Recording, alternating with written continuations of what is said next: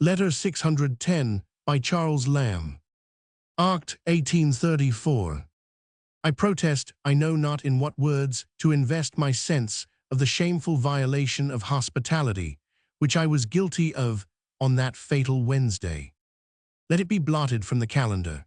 Had it been committed at a layman's house, say a merchant's or manufacturer's, a cheesemonger's or greengrocer's, or to go higher, a barrister's, a member of parliament's, a rich banker's, I should have felt alleviation, a drop of self-pity. But to be seen deliberately to go out of the house of a clergyman drunk, a clergyman of the Church of England too, not that alone, but of an expounder of that dark Italian hierophant, an exposition little short of his who dared unfold the apocalypse, divine riddles both, and, without supernal grace vouchsafed, arcs not to be fingered, without present blasting to the touchers. And then from what house?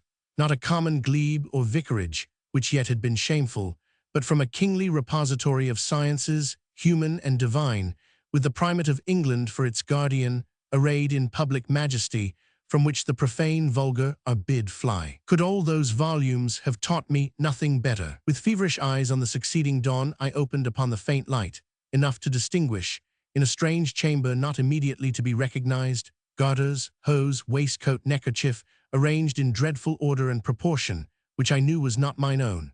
'Tis the common symptom on awaking I judge my last night's condition from. A tolerable scattering on the floor I hail as being too probably my own, and if the candlestick be not removed, I assoil myself. But this finical arrangement, this finding everything in the morning in exact diametrical rectitude, torments me. By whom was I divested? Burning blushes, not by the fair hands of nymphs, the buff graces. Remote whispers suggested that I coached it home in triumph.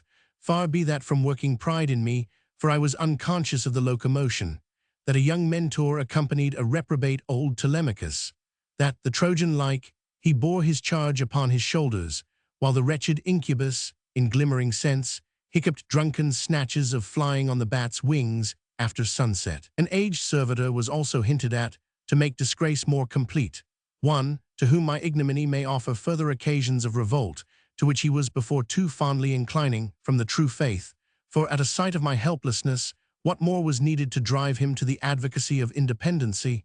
Occasion led me through Great Russell Street yesterday. I gazed at the great knocker. My feeble hands in vain essayed to lift it. I dreaded that Argus porter, who doubtless lanterned me out on that prodigious night. I called the Elginian marbles. They were cold to my suit. I shall never again, I said, on the wide gates unfolding, say without fear of thrusting back, in a light but a peremptory air, I am going to Mr. Carey's. I passed by the walls of Balclutha. I had imaged to myself a zodiac of third Wednesdays irradiating by glimpses the Edmonton dullness. I dreamed of Highmore. I am divided to come on Wednesdays. Villainous old age that, with second childhood, brings linked hand in hand her inseparable twin, new inexperience, which knows not effects of liquor. Where I was to have sate for a sober, middle-aged and a half gentleman, literary too, the neat-fingered artist can educe no notions but of a dissolute Silenus, lecturing natural philosophy to a jeering Chromius or a M. Nassalus. Pudit. From the context, gather the lost name of the buff graces, Lamb's landladies at Southampton Buildings. I passed by the walls of Balclutha. From Ossian, Lamb uses this quotation in his Elia essay on the South Sea House. Highmore, I cannot explain this reference. Not long before Mrs. Proctor's death, a letter from Charles Lamb to Mrs. Basil Montagu was sold, in which Lamb apologized for having become intoxicated while visiting her the night before. Someone mentioned the letter in Mrs. Proctor's presence. Ah, she said, but they haven't seen the second letter, which I have upstairs, written next day, in which he said that my mother might ask him again with safety, as he never got drunk twice in the same house. Unhappily, a large number of Lamb's and other letters were burned by Mrs. Proctor.